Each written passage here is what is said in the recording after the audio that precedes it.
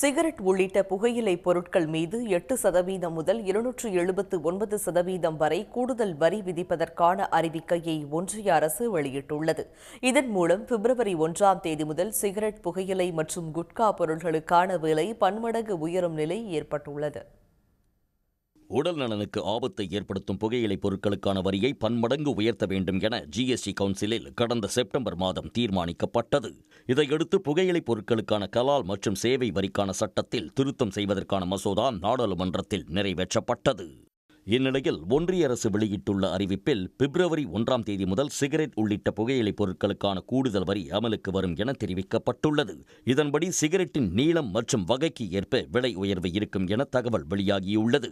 1000 cigarette உள்ள பெட்டிக்கு 200 முதல் 735 ரூபாய் வரை வரி இருந்த நிலையில் பிப்ரவரி 1ஆம் தேதி முதல் 2700 முதல் 11,000 ரூபாய் வரை வரி உயர்கிறது.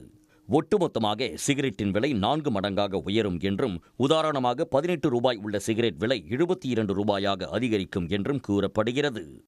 இதேபோல மெல்லும் புகையிலைக்கான வரி 25% இருந்து 82%, அதாவது 3 மடங்கு உயர்கிறது. ஹூக்கா புகையிலைக்கான வரி 25% இருந்து 33%, குட்கா பொருட்களுக்கான வரி 91% உயர்த்தப்பட்டுள்ளது. பலவகை புகையிலைக்கான வரியை 5 மடங்கு உயர்த்தியுள்ள ஒன்றிய அரசு பலவகை புகையிலை கலந்த சிகரெட்டுக்கான வரி 60% இருந்து 279% அதிகரிக்கப்பட்டுள்ளது. இந்த விலை உயர்வால் மாணவர்கள் மற்றும் இளைஞர்கள் மத்தியில் உள்ள புகையிலை பயன்பாடு குறையும் என எதிர்பார்க்கப்படுகிறது. உடனுக்குடன் செய்திகளை தெரிந்து கொள்ள சன் நியூஸ் பெல் ஐகானை கிளிக் பண்ணுங்க.